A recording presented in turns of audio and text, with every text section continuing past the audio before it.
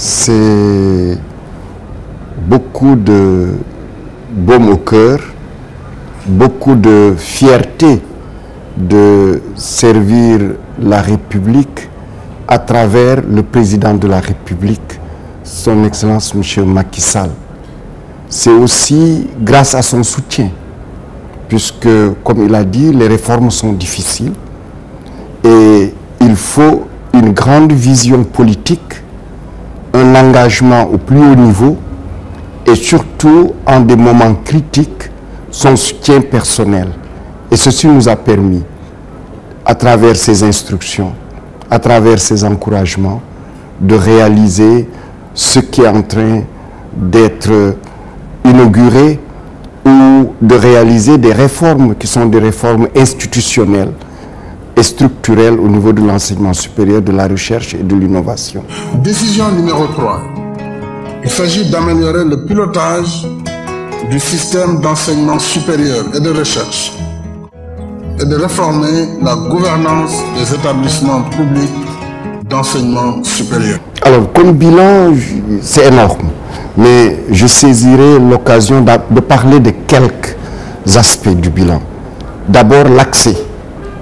Vous savez qu'une décision majeure du président Macky Sall, c'est de permettre à tout bachelier qui le souhaite d'être orienté au niveau de l'enseignement supérieur. Et ceci a été accompagné d'un certain nombre de mesures.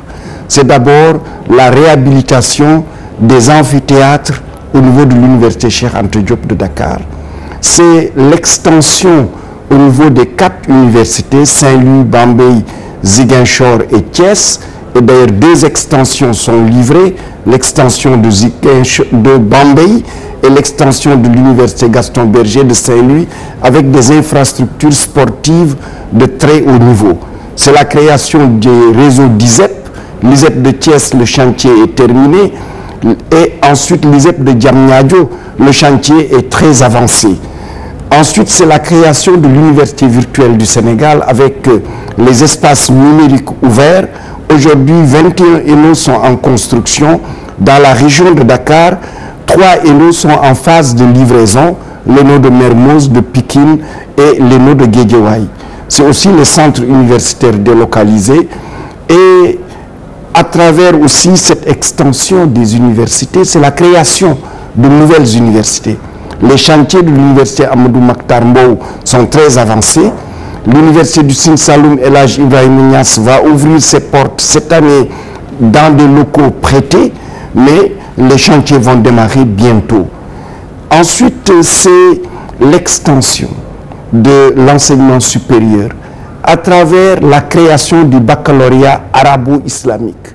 Ce baccalauréat qui permet aujourd'hui à beaucoup d'arabisants d'avoir un diplôme officiel au même titre que ceux qui ont suivi le cycle français. Et c'est aussi cette égale dignité entre le public et le privé à travers la mise en place d'une structure, d'une autorité d'assurance qualité, l'ANAQ-Sup, qui rassure et les parents d'élèves et d'étudiants et les entreprises que les diplômes annoncés, les programmes annoncés sont effectivement réalisés. Il y a aussi le volet social. Ce volet social, c'est la construction de locaux d'hébergement pour les étudiants.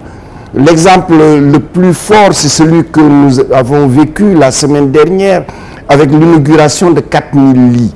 En 2012, l'université Cheikh Anta Diop en avait 5000. Et après cette inauguration, cette université en dispose 10 800 lits. Ce qui veut dire le doublement de la capacité d'accueil de l'université Cheikh Anta Diop en simplement 6 ans. Mais ce programme a touché aussi l'université de Thiès, l'université Gaston Berger, l'université Assane Seck de Ziguinchor et l'université Alioune Diop de Bambey. Mais c'est aussi le programme des bourses. Le Sénégal met plus de 50 milliards dans les allocations d'études. Ce sont des bourses d'excellence, des bourses entières, des demi-bourses et des aides pour encourager l'excellence, encourager le mérite, récompenser le mérite. Le président Macky Sall a mis en place le programme de bourses d'excellence bourses nationales qui sont données à tous les bacheliers et à la mention bien ou très bien, 60 000 francs par mois. Et pour ceux qui ont une préinscription dans des classes préparatoires en France ou dans des universités du top 100 du classement de Shanghai, ils bénéficient d'une bourse d'excellence extérieure de 600 € par mois. À côté de ces bourses d'excellence, il y a toute cette politique d'équipement des laboratoires.